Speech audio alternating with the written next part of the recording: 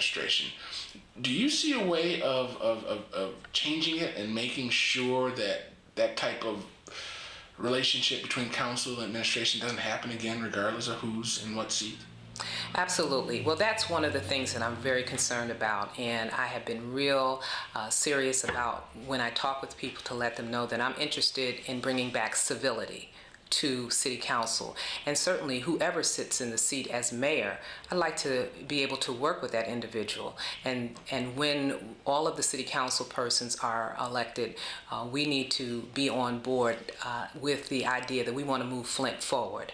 So we don't want to spend a lot of time in court. We don't want to spend a lot of time haggling over things that we don't want to get into like personality issues. Right. We have a mandate, and as city council people, we are entrusted as trustees of the funds that come in. And so that's our role. So we should stick to that. And we should, as I say, stay in our lane and be real specific about working to make sure that city residents are taken care of. Well, that being said, do you think that the council or a council person can affect the crime or the blight or the poverty or the unemployment in Flint? I mean, if your role as a council person is really purse strings, how do you see yourself affecting those other issues that really impact your ward? Well, again, I think it goes back to the vision of the new administration, because quite naturally, I think on everybody's mind is economics and economic development, which is the heart and soul of any governmental agency. I think that we need to look at that. We have something that's already in place down there, but we want to make sure that it's effective. So the first thing would be to look at, how, if it's not being affected, how can we make it so? Because jobs are needed in this community, and how are we going to get them here if we're, bickering and carrying on? So we don't want to do that. And then the same thing, at the same token, we're looking at places like, for example, Essexville. They just opened up a wind turbine program, a business, I should say. And so therefore, we want to look at, opportunities like that. I mean, certainly we have facilities now that are vacant, and we could house these places like that if, we can, reconfigure them so that they can be workable for us. But again, we have to have people that are on board, and we have to, with the vision, we have to be moving towards that on one accord, and that's what I'm about. Okay. Well, Rush Limbaugh hit on us a little hard a couple weeks ago, saying that we should just be bulldozed when we talked about downsizing our community. And I like the term right-sizing, perhaps. We all know that we're not 200,000 anymore, that we're on the fringes of 100,000. And there is a contingency of folks that are looking at or considering in some way, shape, or form shrinking the city. Some are talking about ordinances that would perhaps allow vacant lots to be used for farming, poultry, and other, unpermitted uses now. Right. What do you think about that? Are you for shrinking the city? Are you for changing these ordinances and letting people raise roosters and goats and ducks on Alma Street? Well, I think that we have to be realistic. There is a notion, I believe, in some segments of Flint that are thinking about, okay, how is that going to impact me? If I bought a home and there are 3 or 4 houses on my street that are vacant, burned out, and otherwise not usable, there's also some lots that are there as well. How is that going to affect the people that are still living in those houses? And we have to be sensitive to them and allow them an opportunity to make some decisions. If they want to stay there, then we have to think realistically, how can we best help them to maintain their property? And so I think that I don't want to just say carte blanche, we should be bulldozing anything, or we should be putting green spaces on all of those properties. I think that we really, like I said, have to have a plan. And so it's premature for me to get out here and say what I would do at this point. I want to take a look at it and see what would be best for those residents. Okay. Okay.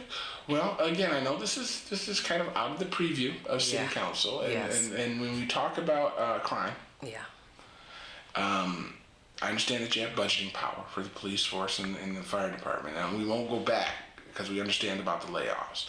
But as we move forward, your role as a city councilman, how do you see yourself helping the city change its crime stats? Well, for one thing, I want you to know that the budget as it stands right now, 60% of the budget is for public safety, with about 35% of it going towards police and the remaining going towards fire.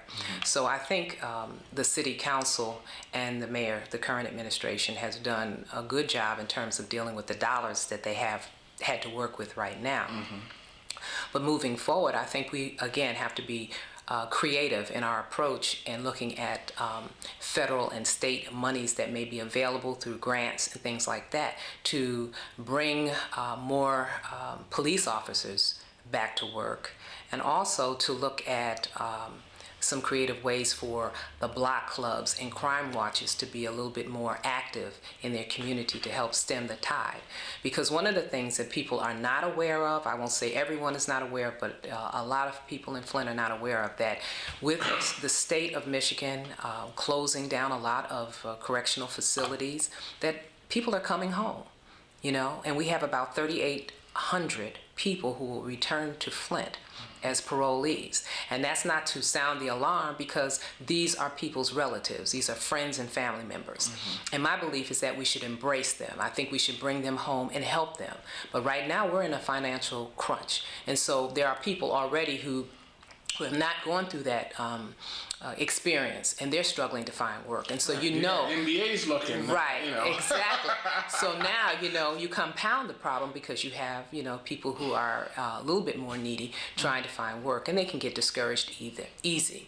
And so they've got choices to make. Some of them will make some bad decisions, and so we're going to have to protect our residents if they decide to go back and do some of the things that got them in trouble in the first place. But those that, are trying to make some changes and are stepping up or whatever, we may be able to create some internships, if you will, by helping them through some of our agencies that are already in place in the city level to do things, for example, like our parks. We may be able to have them, do some work, community service work, if you will, or some work towards gaining some type of employment. Those are some things I'm just throwing off that are, possibilities, but we have to look at it. But realistically, as far as crime is concerned, if economically we had a more stable living situation, then I think the crime would take care of itself. Okay.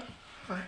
Well, listen, with the time we have left, I want you to take an opportunity to just look at the people at home. You can look right in this camera here. Okay. And make them vote for you. Tell them why they should vote for you, how they can help you with your campaign, where they can get a hold of you. Give them the spiel. Okay. Well, again, my name is Denise Smith Allen, and Tuesday, August the 4th, is a very important time for the election. And I am asking that you will consider me and vote for me, because I think that I would bring a stability to the City Council. I believe that I would also be able to bring coalition building and the opportunity for us to grow. I'd like to see the 7th Ward, which is a very diverse area, to expand. We have wonderful businesses that are propping up downtown, which is part of the 7th Ward. We have U of M. We also have Mott Community College. And I'd like to see us get our workforce together by encouraging people to go back to school, those that have been laid off or no longer working for GM, and just to have an opportunity for Flint to have to be a model for the city and for the nation. We can do this, but it's going to take work, and it's going to be a thing that we need to understand that it's not going to happen overnight. But when I go downtown and I work as your representative, I will work for you as a public servant. Thank you. Well, it's almost like that. Well, you didn't even practice. That was pretty good. Well, thank you. Again, I'm Paul Herring. I'm your host. You've been watching Meet the Candidates. I'm actually sitting in for Shakia Hui, and hopefully with any luck, she'll be available to do the next round of interviews. But until then, I want to encourage you guys to give us a call at 810-239-2901 with any questions you might have, not only for your council candidates, but for the mayoral candidates, because that election's coming up too. And remember, if you're not a part of the solution, you are the problem. Vote.